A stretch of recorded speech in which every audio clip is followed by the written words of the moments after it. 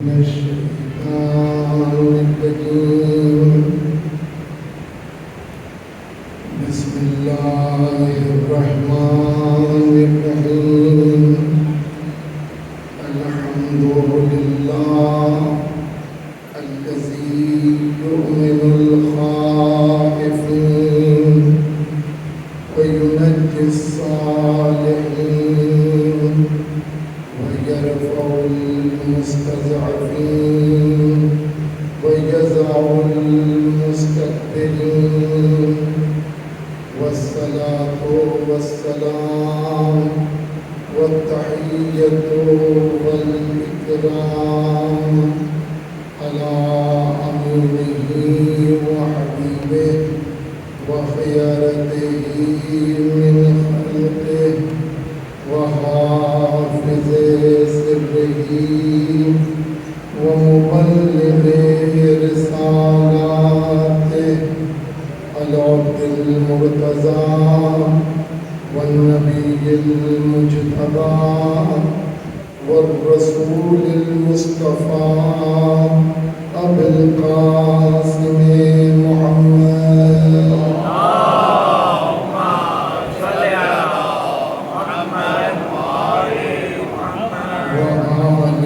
الأطيبين الأطهرين الأكرمين المعصومين المظلومين الذين أذهب الله عنهم الرجس وطهرهم تطهيرا.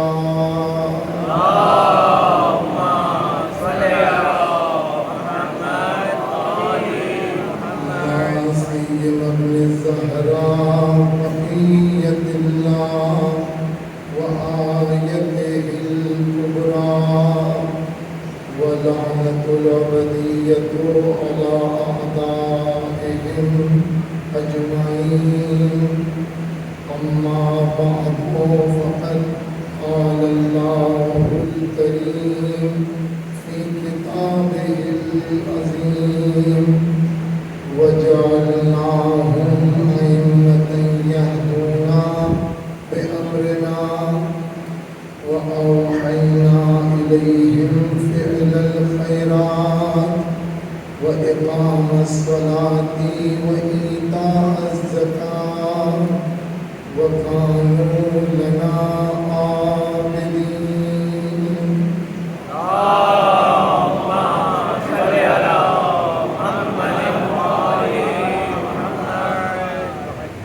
عزیزان محترم، سورہ انبیاء کی 73ویں آیہ کریمہ کے حوالے سے گفتگو جاری ہے کہ جس میں خالق کائنات کا یہ ارشاد ہو رہا ہے کہ ہم نے انہیں امام بنایا کہ جو ہمارے امر سے ہدایت کرتے ہیں، اور ہم نے ان کی طرف کار خیر کرنے کی، نمازوں کو قائم کرنے کی اور زکوٰۃ دینے کی وحی کی. اور یہ سب کے سب وہ بندے تھے کہ جو ہماری ہی عبادت کرتے تھے. یہ ہے آیہ کریمہ کا ترجمہ، اور اس کے ضمن میں جو موضوع زیر بحث ہے وہ عرفان امامت ہے. اور آج اس سلسلے کی یہ 5ویں گفتگو ہے. اس سے پہلے کہ میں گفتگو کو آگے بڑھاؤں، بہت سے دوستوں نے اور لوگوں نے، اعزاء اور اقربا نے التماس دعا کہا ہے، اور آپ سے بھی التماس دعا بعض عزادار نے کہا ہوگا. آگے ایام دعاؤں کے نہیں ہوں گے، لہذا جو جہاں کہیں بھی شیعیان حیدر کرار کسی بھی مشکل میں ہے، مریض ہے، علیل ہے یا اور کوئی مشکل میں گرفتار ہے، اس کی تمام مشکلات سے برطرفی کے لیے 3 مرتبہ صلوات پڑھیں۔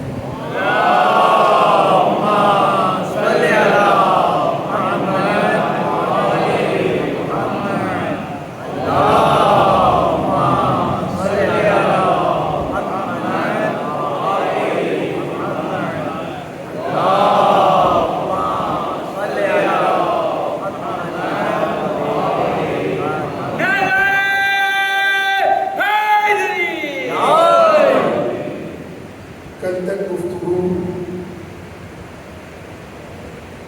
30ویں صفت پر ہو رہی تھی اور یہ بیان کیا گیا امام وہ ہوتا ہے کہ جسے خدا بناتا ہے،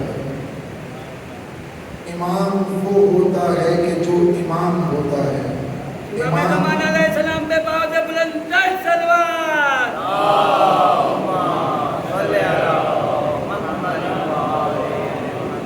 یعنی امام اسے کہتے ہیں کہ جو ہر میدان میں کمال کی منزل پر ہو، اس لیے کہ اگر امام کمال کی منزل پر نہیں ہوگا تو دوسروں کو باکمال کیسے بنائے گا؟ لہذا اس کا خود باکمال ہونا ضروری ہے۔ تیسری صفت امام ہدایت کرتا ہے، اور یہ کن کے لیے کہا گیا؟ وَوَهَبْنَا لَهُ إِسْحَاقَ وَيَعْقُوبَ نَافِلًا وَكُلًّا جَعَلْنَا صَالِحِينَ، ہم نے ابراہیم کو یعقوب اور اسحاق نافلتاً عطا کیے، توفتاً عطا کیے، اور یہ سب کے سب صالح بندے تھے۔ وَجَعَلْنَاهُمْ أَئِمَّةً، ہم نے انہیں امام بنایا۔ یہ کیا کرتے ہیں؟ یہدون بأمرنا، کہ جو ہمارے امر سے ہدایت کرتے ہیں۔ آپ کی خدمت میں یہ بات عرض ہو چکی ہے کہ جتنے بھی پروردگار کے عہدے ہیں، چاہے وہ نبوت ہو، چاہے وہ رسالت ہو، چاہے وہ امامت ہو، آپ کسی بھی عہدے کو ہدایت سے جدا نہیں کر سکتے۔ وہ نبی ہی کیسا کہ جو ہدایت نہ کرے، وہ رسول ہی کیسا کہ جو ہدایت نہ کرے۔ تو یہ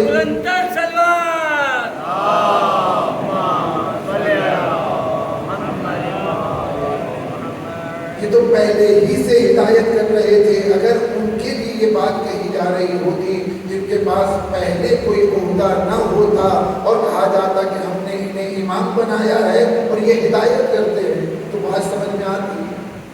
لیکن یہ تو پہلے سے نبوت کا عہدہ ان کے پاس ہے، ان کے پاس رسالت کا عہدہ پہلے سے ہے، تو جب نبوت ان کے پاس ہے، رسالت ان کے پاس ہے، تو یہ پہلے سے ہدایت کر رہے ہیں۔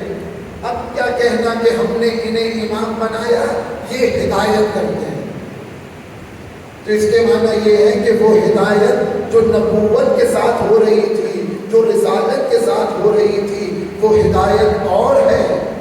اب جو امامت کے ساتھ ہدایت ہوگی وہ ہدایت اور ہے۔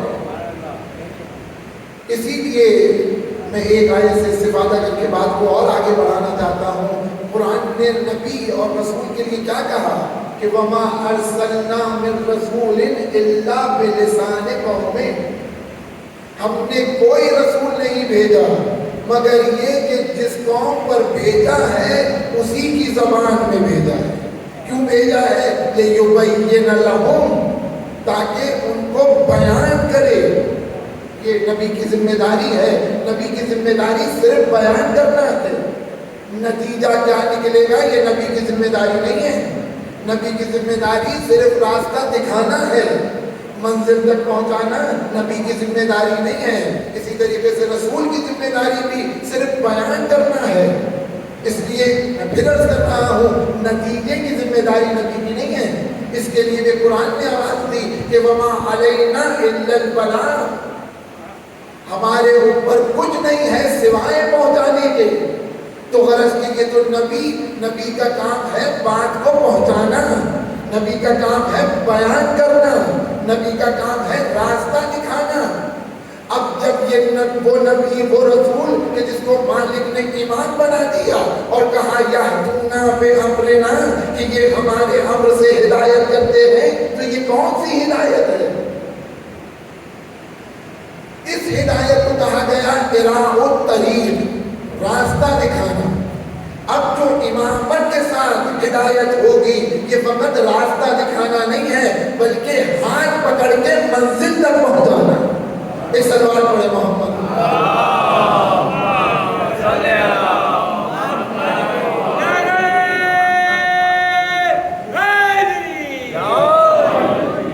یہ ایک بات. اور دوسری بات جو کلرز کی تھی وہ یہ تھی کہ نبوت سے بلند ذمہ داری کا نام ہے رسالت. رسالت سے بلند ذمہ داری کا نام ہے امامت. اور امامت سے بلند کارخانہ قدرت میں اس سے بلند کوئی ہوتا نہیں ہے. اور یہ شبہ ایجاد نہ ہو. مثلاً بعض ایسے ہیں کہ جو نبی بھی ہیں, رسول بھی ہیں اور امام بھی ہیں. جیسے جناب ابراہیم نبی بھی ہیں, رسول بھی ہیں اور امام بھی ہیں. اسی طریقے سے حضرت محمد مصطفیٰ صلی اللہ علیہ وسلم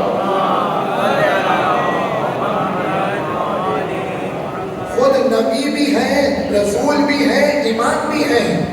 یعنی کہ شبہ ایجاد نہ ہو کہ ہمارے نبی نے کتنوں کو کمال کی منزل پہ پہنچا دیا. تو جب انہوں نے کمال کی منزل پر پہنچایا ہے تو بعنوان نبی نہیں پہنچایا ہے, بعنوان امام پہنچایا ہے. یعنی الگ الگ ذمہ داریاں ہیں کہ جب نبوت کے عنوان سے آ رہے ہیں تو فقط بیان کرنا ذمہ داری ہے. رسالت کی ذمہ داری فقط بیان کرنا ہے.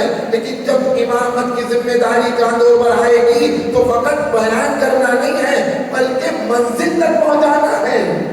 یہ رسول نے کیا ہے. کتنوں کو باکمال بنایا. سلمان کو باکمال کس نے بنایا؟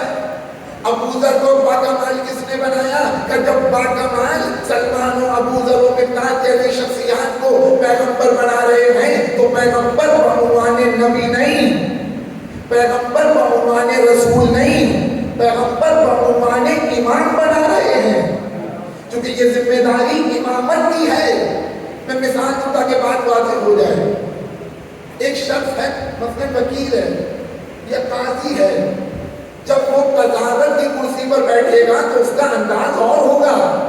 لیکن جب یہ عدالت میں ہے تو اس وقت قاضی ہے. لیکن جب اپنے بچوں کے ساتھ ہے, اپنی زوجہ کے ساتھ ہے, اپنے گھر والوں کے ساتھ ہے تو اس کا لہجہ قضاوت والا نہیں ہوگا. بیٹوں کے سامنے باپ کے انداز سے گفتگو کرے گا, زوجہ کے سامنے شوہر کے انداز سے گفتگو کرے گا, بھائیوں کے سامنے بھائی کے انداز سے گفتگو کرے گا. لیکن یعنی جب انداز بدلتا ہے یا کردار بدلتا ہے تو لہجہ بھی بدل جاتا ہے, اور لہجہ ذمہ داری کی وجہ سے بدلتا ہے.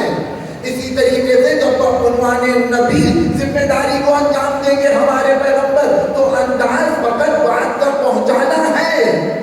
لیکن جب عنوان امام ذمہ داری کو ادا کریں گے تو فقط راستہ نہیں دکھائیں گے بلکہ منزل تک پہنچائیں گے. یہ دو باتیں کل میں نے آپ کے سامنے کی تھی. اب اس سے آگے کی منزل جو رہ گئی تھی, کل ایک سوال کیا تھا بچوں کے لیے, وہیں سے بات آگے بڑھانا چاہتا ہوں. ہمارے امام کتنے ہیں؟ یہ بات واضح ہو گئی ہے کہ امام 12 ہیں. اگر کوئی اعتراض کرے کہ جناب ابراہیم امام نہیں ہے, کہیں جناب ابراہیم امام, جناب اسحاق امام نہیں ہے, قرآن کہہ رہا ہے. جناب یعقوب امام نہیں ہے, تو قرآن نے ان کو امام کہا ہے. پیغمبر اکرم امام ہے کہ نہیں ہے؟ تو پھر آپ کہتے ہیں, آپ بچے کو کیوں کہتے ہیں کہ 12 ہیں؟ کیوں؟ اس لیے کہ وہ امامت جو پیغمبر کے پاس ہے وہی امامت منتقل ہو رہی ہے ایک بارہ میں. یعنی جانشینی کے حساب سے, بلکہ اگر دقت کے ساتھ دیکھا جائے میرے عزیزو, یہ تو ہمیں اور آپ کو سمجھانے کے لیے کہا جاتا ہے کہ یہ جانشین پیغمبر ہیں, ورنہ جانشین پیغمبر کی بات نہیں ہے. یہ سب کے سب پیغمبر ہیں, یہ سب کے سب پیغمبر ہیں, بعنوان امام سب کے سب پیغمبر ہیں. اور یہ میں نہیں کہہ رہا ہوں, کل میں نے آپ کے سامنے ایک حدیث سے استفادہ کیا تھا. وہ کیا تھی؟ اولنا اوسطنا آخرنا بل کلنا. تو یہ سب کے سب محمد ہیں.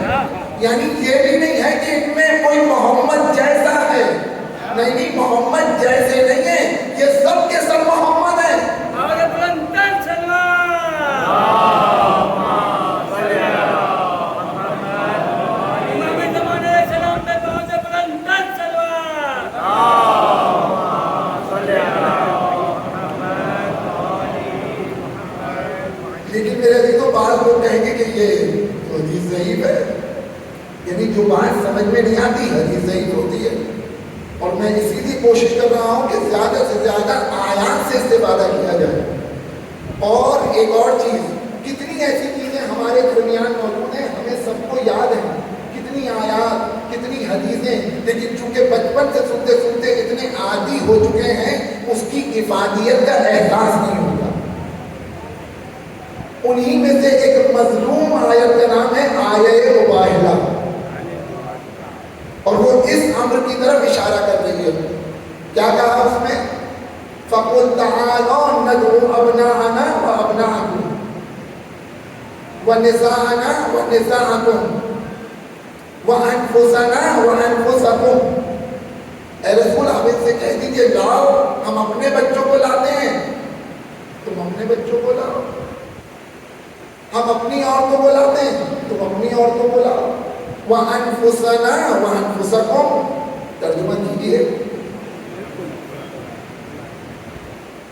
کیا ہوگا ترجمہ؟ ہم اپنے نفسوں کو لاتے ہیں، تم اپنے نفسوں کو لاؤ. اچھا، عربی لغت میں وہ لفظ جو پہلے استعمال ہو رہی ہیں اس کی جیسی نہیں تھی. یعنی نساءنا کا اپوزٹ کیا ہے؟ نساءنا یعنی عورت. عورت کا اپوزٹ کیا ہے؟ تو مرد. مرد کے لیے عربی لغت میں کوئی لفظ نہیں ہے. کا لفظ تو ہے، کا کیا ہے؟ کا رجل.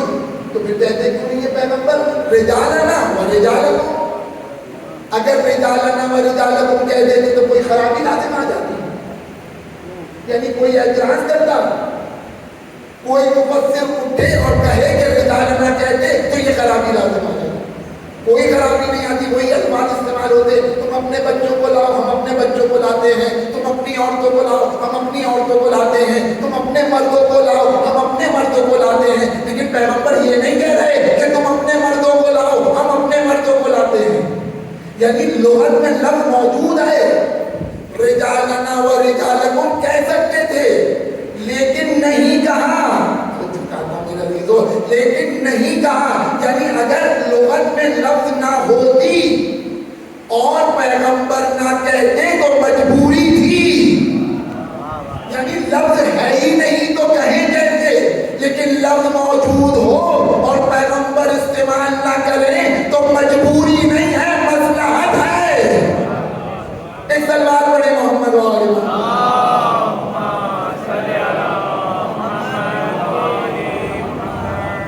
اور وہ مسئلہ پہنچ چکے ہیں جو میں کہنا چاہ رہا ہوں. وَأَنفُسَنَا وَأَنفُسَكُمْ. تم اپنے نفسوں کو لاؤ، ہم اپنے نفسوں کو لاتے ہیں. کیا ترجمہ ہوگا بھائی؟ جب میں کہتا ہوں کہ میں اپنے نفس کو لا رہا ہوں تو اس سے آپ کیا سمجھیں گے؟ یعنی میں اپنے آپ کو لا رہا ہوں، اور میں اپنے آپ کو لا رہا ہوں. اور یہ کوئی تکلف نہیں ہے، پیغمبر کسی امر کو بتانا چاہتے ہیں. میں اپنے نفس کو لا رہا ہوں کا مطلب یہ ہے کہ اگر ظاہری طور پر میں چلا جاؤں تو میرا نفس موجود ہے، یعنی میں خود موجود ہوں. جب میں موجود ہوں تو جگہ خالی کب ہوئی ہے کہ کسی کو جانشین بنایا جائے.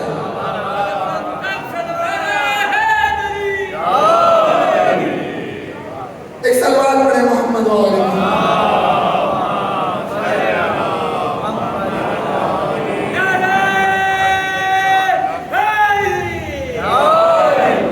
یعنی اگر وہ سارے کا بلاغ نہ ہو تو پیغمبر کے اندر ہے نفس پیغمبر میں تو پھر نفس نہیں. وہ سارے جلوے اور وہ سارے جوہر نہ ہو تو ذات نبی کے اندر پائے جاتے ہیں تو نفس نہیں. اور پیغمبر کہہ رہے ہیں میں اپنے نفس کو لا رہا ہوں. یعنی اس کے معنی یہی تو ہوئے کہ کوئی ہے جو نیکسٹ ٹو محمد. اس کے معنی کیا ہے؟ کوئی ہے جو نیکسٹ ٹو محمد ہے. تو غرض کہ ہم نے جو امام کا لفظ استعمال کیا ہے کہ 12 امام ہیں تو اس معنی میں نہیں ہے کہ ہم جناب ابراہیم کو امام نہیں مانتے. اس معنی میں نہیں ہے کہ جناب اسماعیل اور جناب اسحاق اور جناب یعقوب اور پیغمبر جتنے بھی ان کے بعد جتنی بھی ذریت میں آ رہے ہیں اور سب کے سب غیر ظالم ہیں اور وہ امام نہیں. یہ مطلب نہیں ہے، بلکہ مطلب یہ ہے کہ یہ 12 وہ ہیں کہ جو نفس پیغمبر ہیں.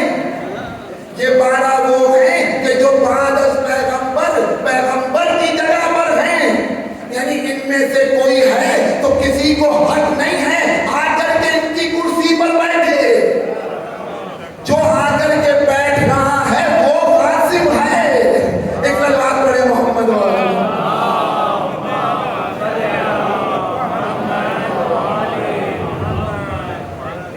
تو غرض کی یہ دوسری بات تو کل رہ گئی تھی. تیسری بات تو جو چاہتا ہوں میرے عزیزوں،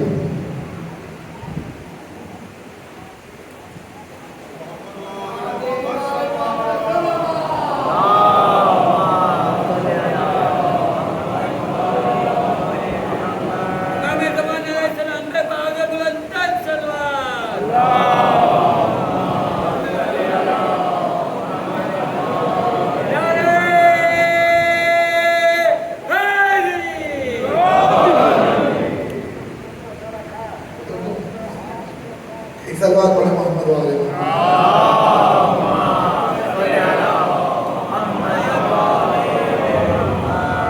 تو امام کی پہلی صفت یہ ہے کہ امام اسے کہتے ہیں کہ جسے خدا بنائے. امام کی دوسری صفت یہ ہے کہ امام وہ ہوتا ہے کہ جو امام ہوتا ہے، یعنی ہر میدان میں آگے. آپ اسے کسی میدان میں پیچھے نہیں دکھا سکتے. اور امام کی تیسری صفت یہ ہے کہ وہ ہدایت کرتا ہے. امام ہدایت کرتا ہے کہ معنی کیا ہے؟ جب وہ نبی تھا کیا ہدایت نہیں کر رہا تھا؟ جب وہ رسول تھا ہدایت نہیں کر رہا تھا؟ کہ نہیں، جب نبی کے عنوان سے ہدایت کر رہا تھا، رسول کے عنوان سے جب ہدایت کر رہا تھا، وہ ہدایت بیان کرنا تھی، وہ ہدایت راستہ دکھانا تھا. منزل تک پہنچانے کی منزل نہیں ہے، اراءۃ الطریق ہے فقط. راستہ دکھانا یہ پیغمبر کی ذمہ داری ہے، لیکن امام کی ذمہ داری راستہ دکھانا نہیں ہے. امام کی ذمہ داری منزل تک پہنچانا ہے. لیکن میرے عزیزوں، منزل تک امام کسے پہنچائے گا؟ یعنی مطلوب ہمارا امام معین نہیں کرے گا. مطلوب اور مقصود، مطلوب یعنی منزل، مطلوب یعنی کمال، مطلوب یعنی مقصد، مطلوب یعنی معرفت باری تعالیٰ، یہاں تک امام نہیں پہنچائے گا. مطلوب ہم نے خود معین کرنا ہے. یعنی جب ہمارا مطلوب امام کے مطلوب سے مطابقت کرے گا تو امام ہمارے نفس پر تصرف کر کے کمال کی منزل پر پہنچائے گا. ہر کس اور ناقص کو کمال کی منزل پر نہیں پہنچائے گا، اسے کمال کی منزل پر پہنچائے گا جو کمال تک پہنچنا چاہتا ہے. نہیں، میری بات واضح نہیں ہوئی ہے. میں مثال دوں. آپ میں سے کتنے ایسے ہیں کہ جن کے پاس گاڑیاں ہیں؟ کتنے لوگ گاڑی میں آتے ہیں؟ اچھا، اگر 2 اور 4 کو بٹھا کے ساتھ لے آئیں گے تو پیٹرول زیادہ لگتا ہے. پیٹرول تو اتنا ہی خرچ ہوگا، لیکن ثواب دگنا ہو جائے گا. بھائی جب مجلس میں آ رہے ہو تو 2-4 کو لے کر آؤ تو ثواب بڑھ جائے گا، لیکن پیٹرول آپ کا اتنا ہی خرچ ہوگا. لیکن میرے عزیزوں، آپ مجلس میں کس کو لے کے آئیں گے؟ جو آنا چاہے گا. ایسا تو نہیں کہ سڑک پہ کھڑے ہو کے آؤ چلو مجلس میں. نہیں، ہر ایک کو تو نہیں لے کر آ سکتے. اسی کو مجلس میں لائیں گے جو مجلس میں آنا چاہتا ہے. تو امام منزل مقصود تک کسے پہنچائے گا؟ کہ جو منزل مقصود تک پہنچنا چاہتا ہے. ایک صلوات پڑھے محمد والے.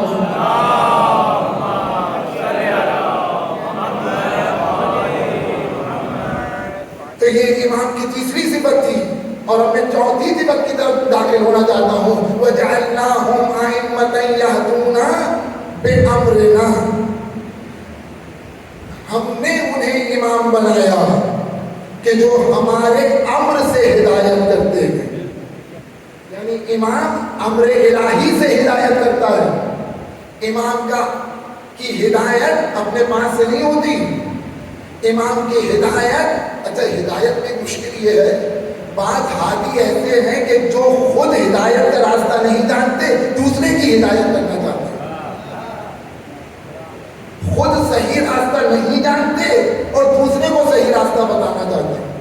اب ایک لطیفہ ہے بہرحال کہ کسی رستے میں بس سے اتار کر کے پوچھا کہ مسلمان ہو؟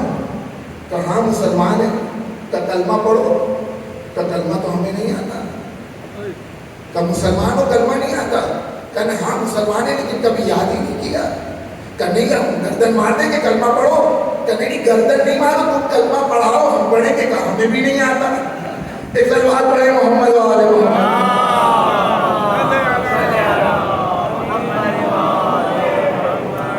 تو کچھ اس طرح کے ہوتے ہیں جو دوسرے کی ہدایت چاہتے ہیں، خود گمراہ ہوتے ہیں۔ امام اسے ہونا چاہیے کہ جس کو منزل بھی پتا ہو، راستہ بھی پتا ہو، اور جس کو کمال تک پہنچا رہا ہے اس کی حقیقت سے بھی واقف ہو، یعنی کون کہاں سے لے جایا جائے گا یہ امام کو پتا ہونا چاہیے۔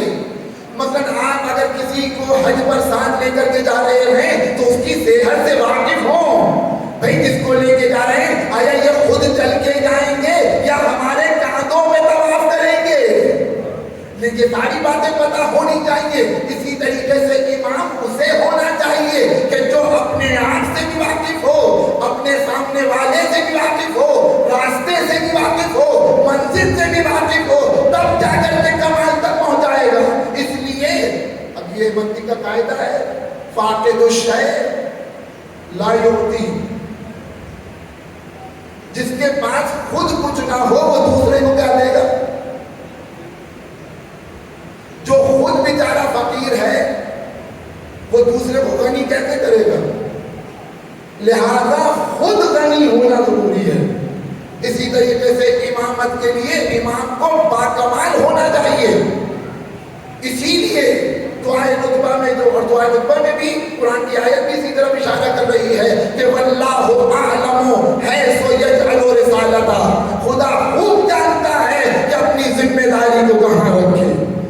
یعنی جس کو نبی بنایا ہے صلاحیت اس کے اندر نبوت کی تھی، جس کو رسول بنایا ہے صلاحیت اس کے اندر رسالت کی تھی، لیکن اتنی صلاحیت نہیں تھی کہ اسے امام بھی بنا دیا جائے۔ یہاں مثلا کوئی زیادہ محبت اور یا زیادہ نفرت کی بات نہیں ہے، صلاحیت نہیں ہے۔ بعض ایسے ہیں کہ جو نبی ہیں لیکن رسول نہیں ہیں، بعض نبی بھی ہیں رسول بھی ہیں امام نہیں ہیں، اور بعض نبی بھی ہیں رسول بھی ہیں امام بھی ہیں۔ یعنی جس میں جتنی صلاحیت ہے مالک اس کو اتنا عہدہ دیتا ہے۔ یہ دنیا والوں کی طرح سے نہیں ہے، اپنا ہے تو زیادہ دے دیا اور غیر ہے تو اس کو منہ بھی نہیں لگایا۔ نہیں، مالک معیار کی بنیاد پر، ملاد کی بنیاد پر جس میں جتنی صلاحیت ہوتی ہے اس کو اتنا دیتا ہے۔ اگر کسی کو امام بنایا ہے تو اس کے اندر استعداد امامت کی موجود ہے، اس کے اندر امامت کی صلاحیت موجود ہے، اور اس کی یہ صفت ہے کہ یہدونا بامرنا، یہ ہمارے امر سے ہدایت کرتا ہے۔ امر کسے کہتے ہیں؟ یہ امر، یہ وہی امر ہے جسے امر تشریع کہتے ہیں، جیسے اقیم الصلاۃ، نماز قائم کرو، توجہ میری طرف ہے نا انشاءاللہ، اقیم الصلاۃ، نماز قائم کرو، وآتوا الزکاۃ، زکات دو، یہ کیا ہے؟ یہ امر ہے، امر تشریعی۔ تو امام اس امر کے ذریعے سے ہدایت کرتا ہے کہ نہیں، یہ تو نبی کی ذمہ داری ہے۔ نبی چونکہ ہدایت تشریعی کرتا ہے تو ہدایت تشریعی کرتا ہے یعنی کیا؟ امر تشریعی کے ذریعے سے کرتا ہے، اور امام ہدایت کر رہا ہے تو ہدایت تکوینی کے ذریعے سے کرتا ہے۔ تو ہدایت تکوینی کے لیے امر تشریعی نہیں چاہیے، امر تکوینی کی ضرورت ہے۔ ایک سلوات پڑھے محمد والے محمد۔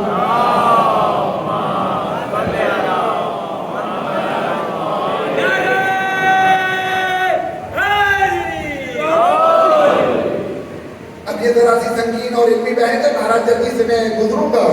ایک امر ہے امر تشریعی، امر یعنی آرڈر، حکم یا فرمان، جو بھی آپ کہیں۔ ایک مرتبہ ہوتا ہے امر تشریعی، تشریعی یعنی، میں جوانوں کے لیے عرض کر رہا ہوں، بزرگ مجھ سے بہتر جانتے ہیں، تشریعی یعنی شریعت کا حکم دینا، حکم شریعت نافذ کرنا یا بیان کرنا، یہ امر تشریعی ہے. امر تکوینی کیا ہے؟ یعنی کائنات میں تصرف رکھنا یا کائنات کو آرڈر دینا.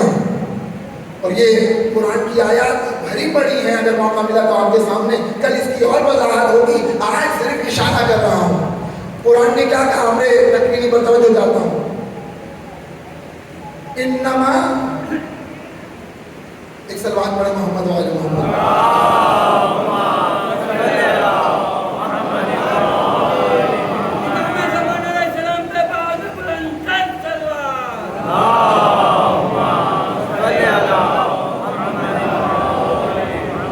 انما امرہ اذا اراد شیئا ان یقول لہ کن فیکون. بس اچھا، یہ عربی میں جب لفظ انما استعمال ہوتا ہے اور جب ہم اس کو اردو میں ترجمہ کرتے ہیں، اس کے معنی یعنی پورا ایک جملہ لکھنا پڑتا ہے. بس یہ ہے اور اس کے سوا کچھ نہیں ہے. انما بس یہ ہے اور اس کے سوا کچھ نہیں ہے. امرہ، اس کا امر، میں لفظی ترجمہ کر رہا ہوں. انما امرہ، بس کچھ نہیں ہے اس کا امر، مگر ہے کیا ہے؟ اذا اراد شیئا، جب وہ کسی شے کا ارادہ کرتا ہے تو ان یقول لہ کن، تو وہ اس شے سے کہتا ہے ہو جا. پھر ان یقول لہ کن فیکون، جب وہ کسی شے کا ارادہ کرتا ہے تو اس سے کہتا ہے ہو جا، تو وہ ہو جاتی ہے. یہ ہے امر تکوینی. یعنی امر کا معنی کیا ہے؟ جس کو آپ کہتے ہیں کن فیکون. انما امرہ اذا اراد شیئا ان یقول لہ کن فیکون، جب وہ کسی شے کا ارادہ کرتا ہے تو اس سے کہتا ہے ہو جا، تو ہو جاتی ہے. میں پھر ترجمہ کر رہا ہوں تاکہ بچوں تک بات پہنچ جائے. انما امرہ اذا اراد شیئا ان یقول لہ کن فیکون، جب وہ کسی شے سے کہتا ہے ہو جا تو وہ ہو جاتی ہے.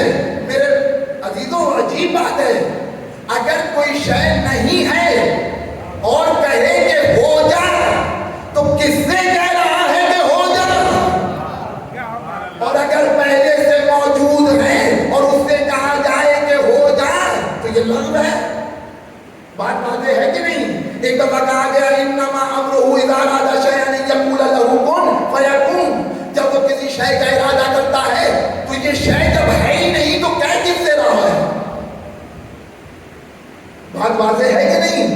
جب شے موجود نہیں ہے تو مالک کس سے کہہ رہا ہے کہ ہو جا، اور اگر موجود ہے تو پھر کہنے کی ضرورت نہیں ہے کہ ہو جا. یہ لفظوں کی مجبوری ہے، ہمارے اور آپ کے سمجھانے کے لیے قدرت کہہ رہی ہے کہ جب وہ ارادہ کرتا ہے تو کہتا ہے، ورنہ خالق کو کہنے کی ضرورت نہیں ہے، صرف ارادہ کافی ہے.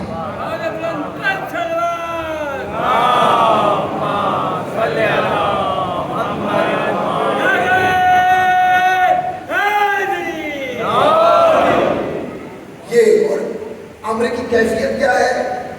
امر کی شان کیا ہے؟ کہ ما امرنا الا واحدا، امر کچھ نہیں ہے، صرف ایک ہے. کلمح بالبصر، اور امر کی شان یہ ہے کہ پلک جھپکنے سے زیادہ تیز ہے. یعنی اگر قدرت کسی چیز کا ارادہ کر لے تو پھر اس کو دوبارہ کہنے کی ضرورت نہیں ہے.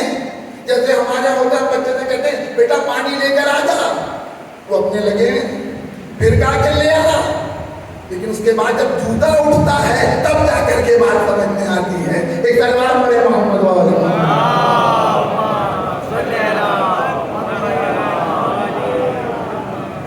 قدرت کا عمل اس طرح سے نہیں ہے. اگر قدرت نے کہہ دیا ہو جائے، میں پھر کہہ رہا ہوں کہنے کی بھی ضرورت نہیں ہے، اس کا ارادہ کافی ہے. اور یہ ارادہ جب وہ امر کا کرتا ہے تو امر یہ ہے ایک، یعنی دوبارہ کہنے کی ضرورت نہیں ہے. مطلب کہا ہو جا، نہیں ہوا، پھر کہا ہو جا، تیسری بار کہا ہو جا، ایسا نہیں ہے. جب کہہ دیا ہو جا تو اب ہونا ہے. یہ ہے امر الہی کی شان. انما امرہ اذا اراد شیئا ان یقول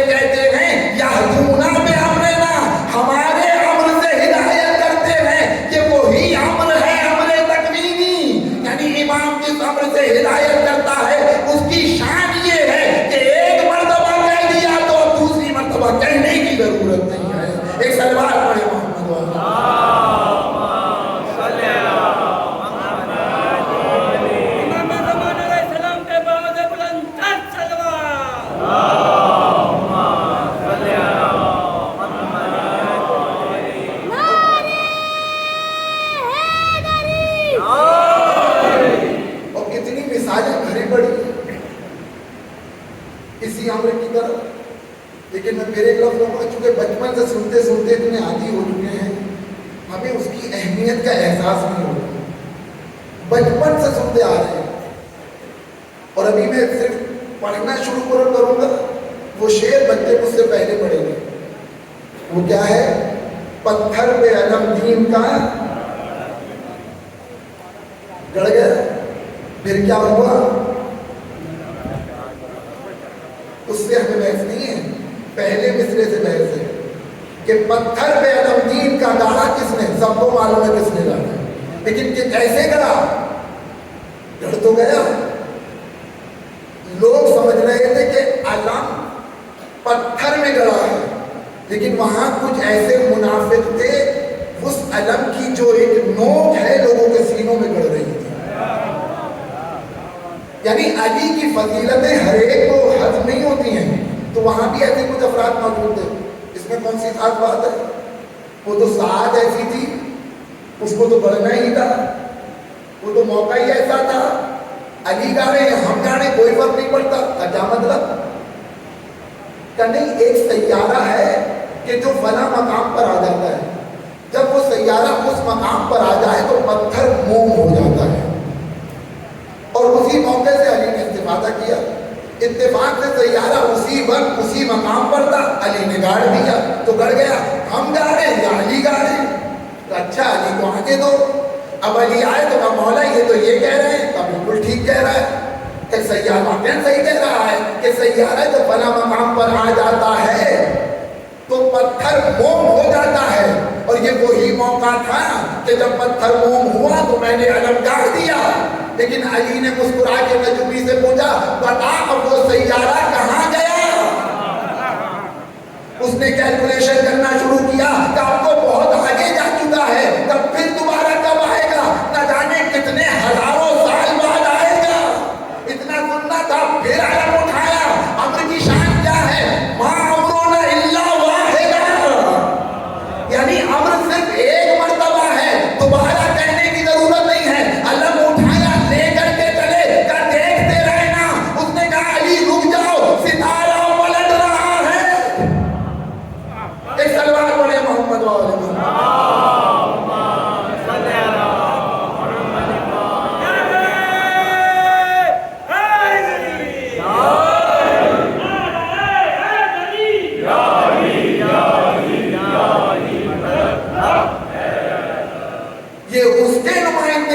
جو آواز دیتا ہے کہ یورد کا بخیر فلا راد دل فضلے، اگر ہم نے کسی خیر کے ساتھ ارادہ کر لیا تو کوئی اس کے فضل کو رد نہیں کر سکتا.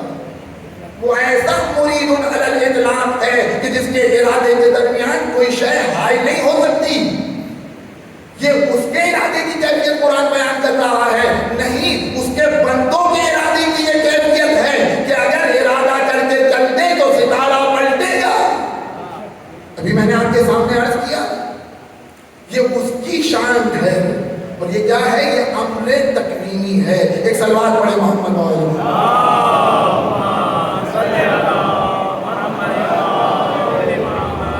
کہ انما امرہ اذا اراد شیئا ان یقول له کن فیکون. اس کا ارادہ صرف ایک ہے، اور جب وہ کسی شے کا ارادہ کرتا ہے تو اس سے کہتا ہے ہو جا تو وہ ہو جاتی ہے. یہ امام کی چوتھی صفت ہے. امام وہ ہوتا ہے کہ جسے خدا بناتا ہے. امام وہ ہوتا ہے کہ جو ایمان ہوتا ہے. امام ہدایت کرتا ہے، اور ہدایت اس کی اراء الطریق نہیں ہے، اس کی اذعان الی المطلوب ہے. اور یہ ہدایت امر تکوینی کے ذریعے کرتا ہے. امر تکوینی یعنی وہاں استعمال ہوگا کہ جب کوئی مطلوب امام سے مطابقت کرے گا. یہ سنگین بحث ہے، میں اس کو یہاں پر زیادہ واضح نہیں کر سکتا. یعنی اگر کوئی کمال پر جانا چاہتا ہے تو اسے باکمال امام بناتا ہے، ہر ایک کو امام باکمال نہیں بناتا. مثالیں کتنی موجود ہیں. جب امام مکے سے نکلے تو ایک مقام پر خیمہ لگا ہوا تھا. میں بات کو سمجھانے کے لیے کر رہا ہوں، مسائل نہیں پڑھ رہا. اور خیمے کے باہر ایک نیزہ گڑا ہوا تھا. اور اسی نیزے پر اس کا گھوڑا بندھا ہوا تھا خیمے کے نزدیک۔ امام نے پوچھا یہ کس کا خیمہ ہے؟ کہ مولا یہ عبید اللہ ابن حر جوفی کا خیمہ ہے۔ امام کے ساتھ اسی کے قبیلے کا ایک شخص موجود تھا جس کا نام تھا حجاج ابن مسعود جوفی، جو مؤذن بھی ہے امام کا، کربلا میں شہید بھی ہوا ہے۔ امام نے اسی کو بھیجا کہ جاؤ عبید اللہ کو بلا کے لاؤ اور ہمارے موقف کو بیان کرو۔ وہ آیا کہ عبید اللہ تمہیں مولا بلا رہے ہیں، کہ خیریت؟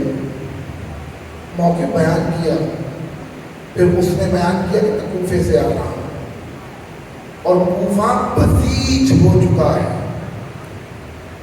امام حسین کے خلاف، سب کی تلواریں نیام سے نکل چکی ہیں اور لوگ امام کے ساتھ ظاہر نہیں ہیں، اور میں اس جنگ سے بے طرف رہنا چاہتا ہوں۔ میں اپنے آپ کو اس جنگ میں آمادہ نہیں دیکھ رہا، لہذا میں امام کے ساتھ نہیں آ سکتا۔ اس طرح کی لفظ اس نے کہیں، وہ پلٹ آیا کہ مولا یہ عبید اللہ نے کہا ہے۔ تاریخ کہتی ہے امام خود آئے۔ آپ کیا سمجھتے ہیں عبید اللہ کی ضرورت ہے امام کو؟ نہیں، یہ ہدایت چاہتا ہے، آخر تک ہدایت چاہتا ہے، لیکن ہدایت کب ہوگی؟ کہ جب مطلوب سے مطابقت کرے گی۔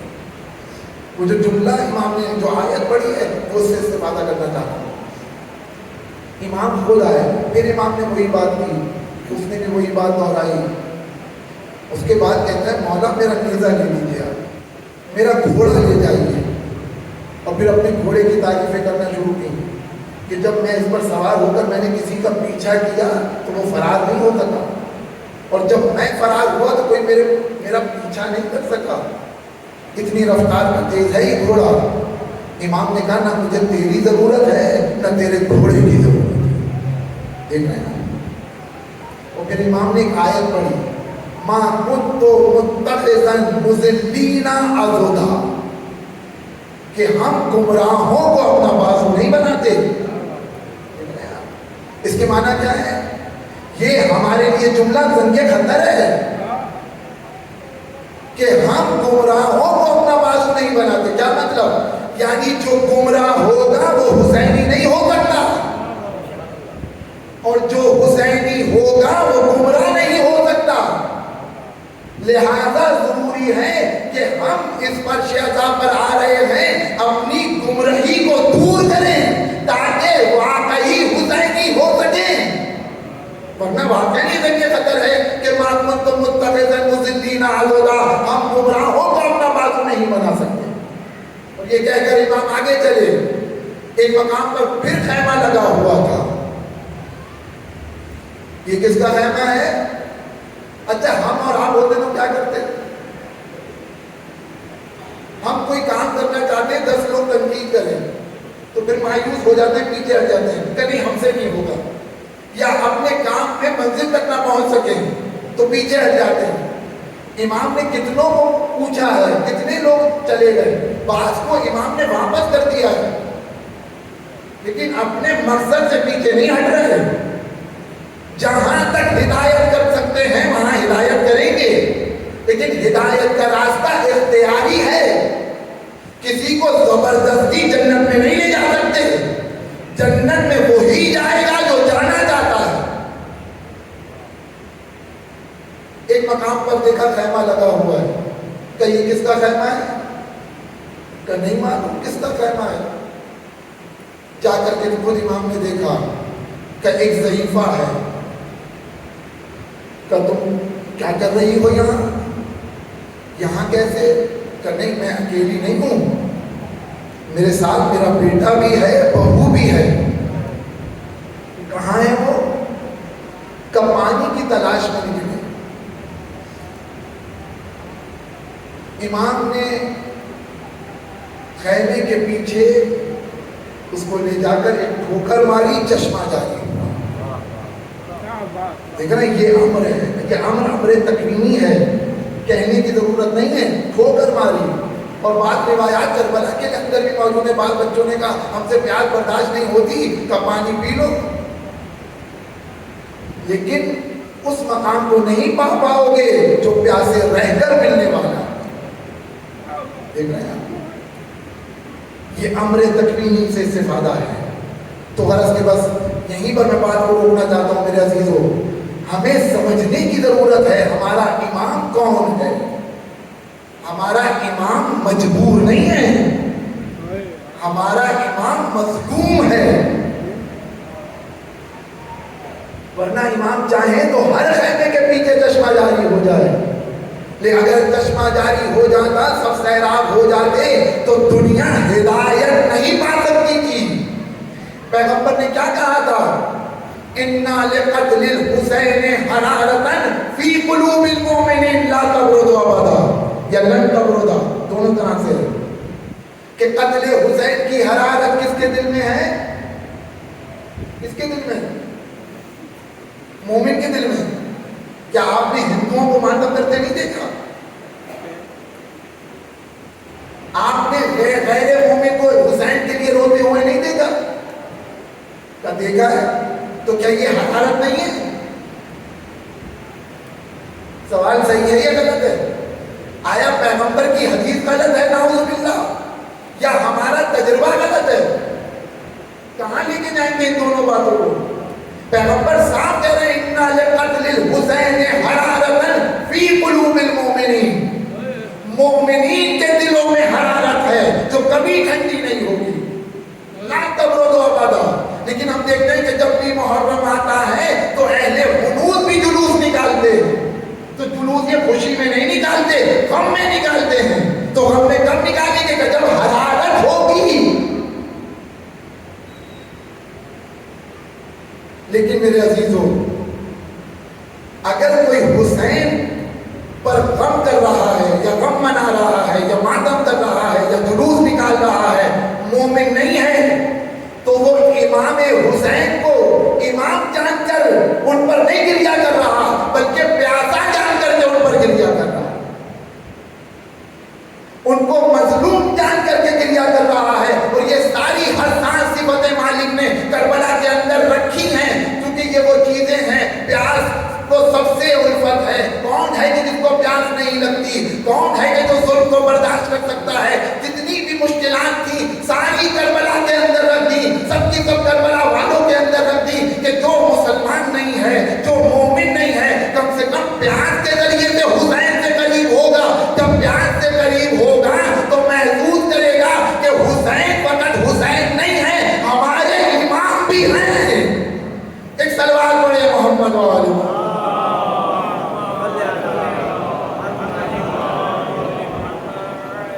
تو غرض کے کوئی موقع ایسا پروردگار عالم نے کائنات میں نہیں چھوڑا ہے، کسی کے لیے کوئی بہانہ نہیں چھوڑا ہے.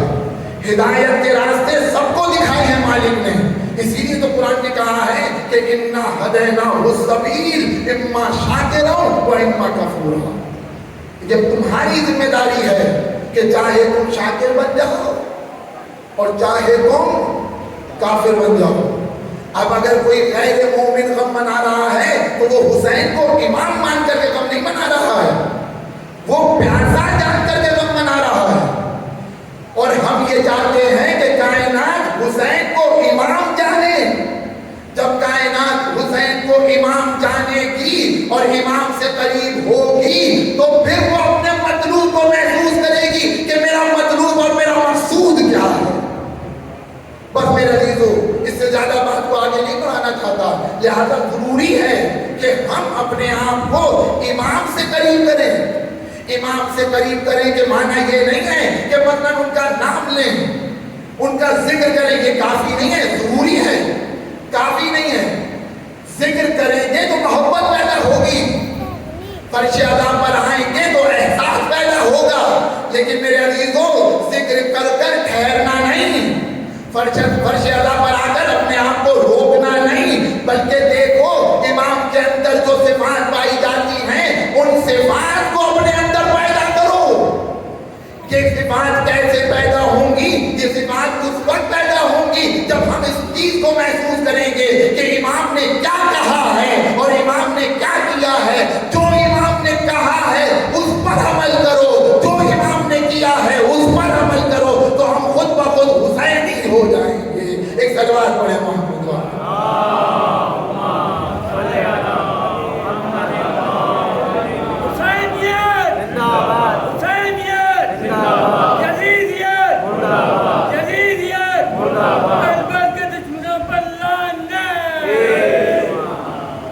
جب حسینی ہو جائیں گے تو پھر ہمیں فکر کرنے کی ضرورت نہیں ہے کہ ہمارا نتیجہ کیا ہونے والا ہے. پھر ہمیں پریشان ہونے کی ضرورت نہیں ہے کہ ہماری عاقبت کیا ہونے والی ہے. کیوں؟ اس لیے کہ ہم خیمہ حسینی تک آ گئے, اور جب حسین تک آ گئے تو پھر اس کی فکر نہیں ہے کہ موت ہم پر آ پڑے یا موت پر ہم جا پڑے. آپ کو معلوم ہے کس کا جملہ ہے؟ یہ جوان کربلا علی اکبر کا جملہ. اور علی اکبر نے بتا دیا کہ جب تم خیمہ حسینی میں ہو تو پھر فکر کرنے کی ضرورت نہیں ہے کہ ہمارے ساتھ کیا ہونے والا ہے. بس تم اپنے آپ کو حسین سے قریب کر دو. حسین سے قریب کرنے کے معنی میں پھر عرض کر رہا ہوں میرے عزیزو, وہ کہ جو حسین چاہتا ہے ویسی زندگی گزارو, تو پھر پریشان ہونے کی ضرورت نہیں ہے. راستے میں ہے, ایک منزل لی, آنکھ لگی, اٹھے, آواز دی انا للہ و انا الیہ راجعون. برابر میں جوان بیٹا موجود تھا. اس نے پوچھا بابا اس وقت تسبیح استرجا, کلمہ استرجا, انا للہ آپ نے پڑھی کیوں؟ کہ میرے لال آنکھ لگی تھی, خواب میں دیکھا ایک شخص ہے جو کہہ رہا ہے یہ آگے آگے جا رہے ہیں, موت ان کے پیچھے پیچھے آ رہے ہیں. جب موت کا نام سنا تو بیٹے نے کہا بابا افلسنا علی الحق, کیا ہم حق پر نہیں ہیں؟ کہ میرے لال اس پوری کائنات میں اگر ہم حق پہ نہیں ہوں گے تو پھر کون حق پر ہوگا؟ تو فوراً پلٹ کے بیٹا کہتا ہے پھر بابا ہمیں فکر نہیں ہے, الا نبالی بالموت, پھر موت کی ہمیں پرواہ نہیں ہے کہ موت ہم پر آ پڑے یا موت پر ہم جا پڑے. اور یہ فقط علی اکبر نے کہا نہیں ہے بلکہ کر کے دکھایا. اور یہ عجیب کمال ہے علی اکبر کا, 18 سال کی عمر میں اپنے آپ کو اس مقام پر پہنچا دیا ہے کہ اپنے آپ کو اس منزل پر لے آؤ. اگر حق پر ہو تو پھر ڈرنے کی ضرورت نہیں ہے کہ موت آ رہی ہے یا موت کی طرف ہم جا رہے ہیں. یہ درس ہے جوانوں کو علی اکبر کا, اور یہ فقط لقلقہ زبانی نہیں ہے بلکہ کربلا کے میدان میں علی اکبر نے کر کے دکھایا. کعبہ جب ایک ایک ساتھی جاتا رہا, میرے عزیزوں مغرب سے پہلے کی مجلس کی مشکل یہ ہے کہ یہ محدود ہے, ورنہ اکبر کے مصائب کیا پڑھیں کیا نہ پڑھیں. آپ کو معلوم ہے علی اکبر کون ہے؟ علی اکبر گلدستہ پنجتن ہے. علی اکبر کوئی معمولی منزل نہیں ہے. علی اکبر ہم شکل پیغمبر ہیں. خود حسین نے گواہی دی ہے اس بات کی, میں عرض کروں گا آپ کے سامنے, ہم شکل پیغمبر ہے علی اکبر. نام میں علی ہے علی اکبر, سن میں فاطمہ ہے علی اکبر. ارے یہ بھی 18 برس, وہ بھی 18 برس.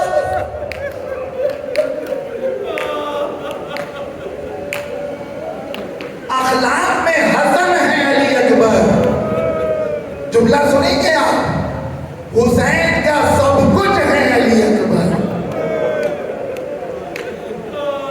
ایک ایک ساتھی جاتا رہا, ایک ایک لڑنے جاتا رہا, سارے انصار قربان ہو گئے. تاریخ کہتی ہے جب دل کے ٹکڑوں کی باری آئی تو سب سے پہلے آنے والا علی اکبر ہے.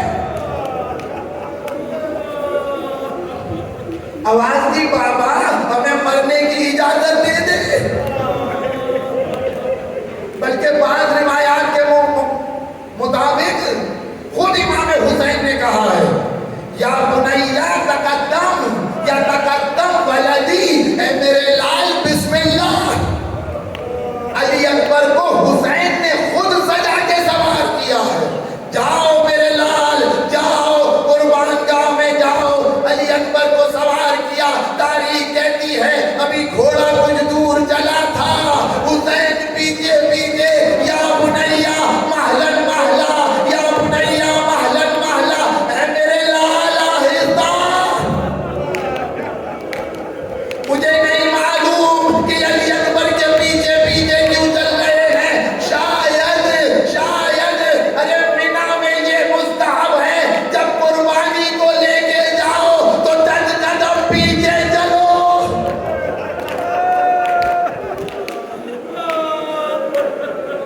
اس سے پہلے آسمان کی طرف دعا کی، بلند کیے ہاتھ اور دعا کی اور پروردگار کو خطاب کیا، اللہم اشہد علی ہؤلاء القوم قد برز الیہم غلام اشبہ الناس خلقا وخلقا ومنطقا برسولک وکنا اذا اشتقنا بنبیک ونظرنا الیہ۔ پروردگارا گواہ رہنا، اس قوم پر اس جوان کو بھیج رہا ہوں جو خلق میں گفتار میں تیرے نبی کی شبیہ تھا۔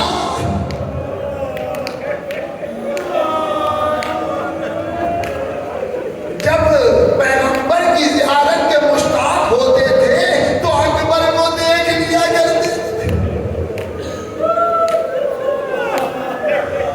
اے میرے لال آہستہ،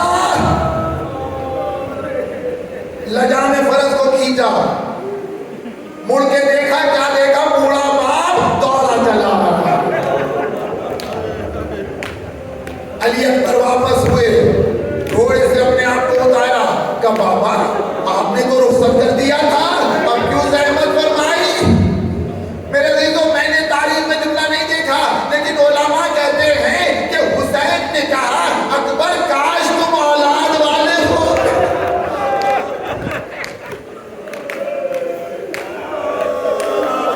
جا میرے لال جا۔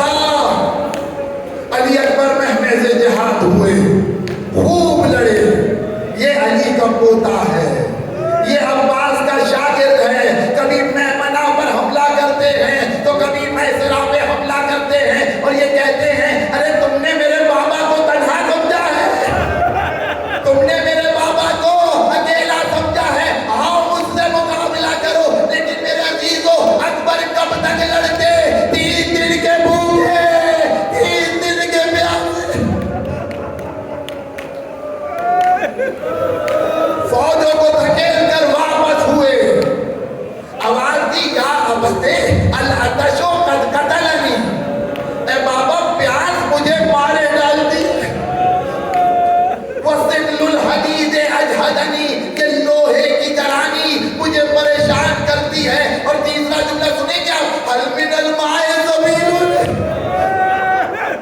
اے بابا کیا ممکن ہے کہ تھوڑا سا پانی مل جائے تاکہ دشمنوں کو بتاؤں کہ اکبر کیسے لڑتے۔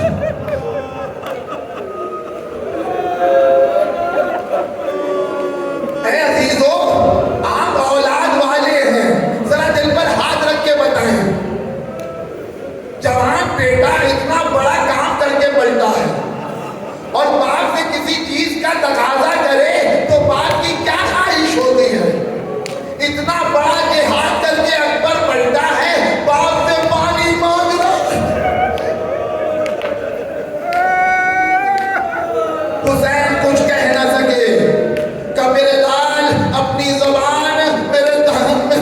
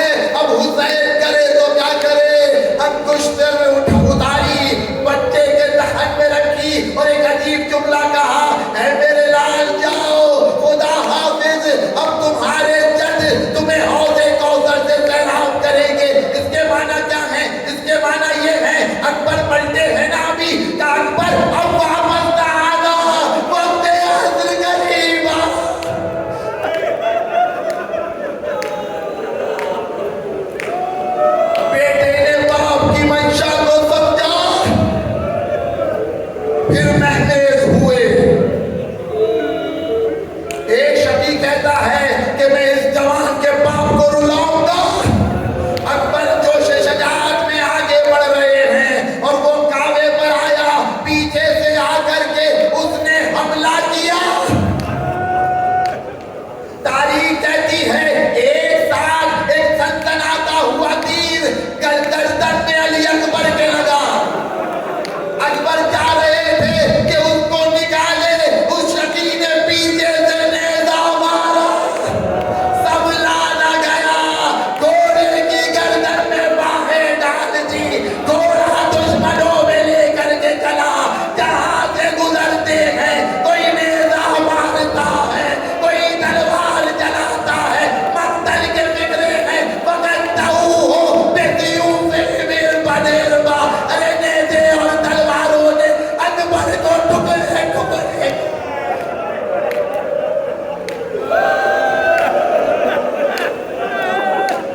گھوڑے سے گرے، گرتے گرتے آواز دی، یا ابتا علیک منی السلام۔ جوان بیٹی کی آواز کانوں سے ٹکرائی، آنکھوں کی بینائی جانے لگی۔ فرماتے تھے کہ لوٹ لیا تو نے اے عراق، فرماتے تھے کہ لوٹ لیا تو نے اے عراق، بچھڑا وہ لال جس کا گوارا نہ تھا فراق۔ ارے خنجر کی آرزو ہے، شہادت کا اشتہار، اے موت جلد آ کہ اب زندگی ہے شاد۔ بیٹھ گئی ہے ارے برباد، اس طرح کوئی آباد گھر نہ ہو، کیا زندگی کا لطف جب ایسا بسر نہ ہو۔ گرتا پڑتا بوڑھا باپ جوان کے لاشے پر پہنچا، کیا دیکھا ایک معظمہ ہے جو جوان کے لاشے پر ہے۔ زینب نے جوان کے لاشے سے توجہ باپ کی ہٹائی، اپنی طرف مبذول کی، اے میری بہن تم یہاں کیسے واپس کیا؟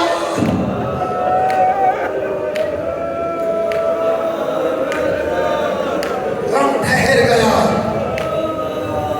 قریب آئے، آواز دی، منہ کھولے ہو کیوں؟ تیر کو گردن سے نکالوں، گر درد نہ ہو، ہاتھوں کو بازو سے سنبھالوں۔ ارے گرتا ہے پہاڑ، اس کو میں کس طرح سے ڈالوں؟ مرتے اسے دیکھوں جسے آغوش میں بہہ بہہ کے لہو سے جگر آتا ہے تمہارا، سینے سے کلیجہ نظر آتا ہے تمہارا۔ اے میرے لال، یہ سینے پر ہاتھ کیوں رکھا ہے؟ کہ بابا کچھ نہیں ہے، کہ میرے لال بتا میں تیرا باپ ہوں۔ بابا نیزے کی ہڈی ٹوٹ گئی۔ مقتل کہتا ہے حسین نے زانو کو توڑا، ایک ہاتھ علی اکبر کے سینے پہ رکھا، دوسرا ہاتھ نیزے کی علی کی طرف، بسم اللہ و باللہ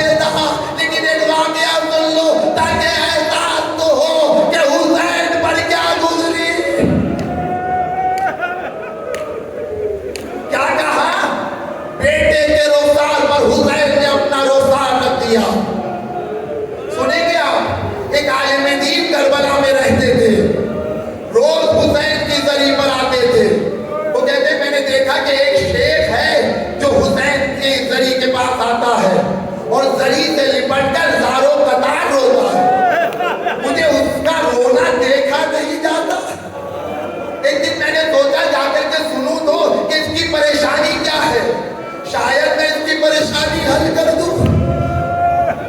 وہ ان کے قریب جا کر کے کھڑا ہو گیا کہ دیکھوں کہ یہ دعا کیا کرتا ہے۔ سنیں کیا؟ اس نے آواز دی، اے خدائے حسین، میں بوڑھا ہو رہا ہوں، میرے کوئی اولاد نہیں ہے، مجھے ایک بیٹا دے دے، اور جب وہ بیٹا 18 برس کا ہو تو مجھ سے لے لے، تاکہ مجھے احساس ہو کہ حسین پر کیا گزری۔ عالم دین کہتے ہیں ارے وہ تو بلک بلک کے رو ہی رہا تھا، میں بھی رونے لگا، ارے یہ کیسی دعا کر رہا ہے، اس کی استجابت میرے بس میں نہیں۔ لیکن مجھے یقین ہو گیا تھا کہ اس کی دعا پوری ہوگی۔ میں اس سے قریب ہونا شروع ہوا، اس سے دوستی کی، اس کے گھر آنا جانا ہوا۔ ایک دن پتا چلا کہ اس کی زوجہ حاملہ ہے۔ دن گزرتے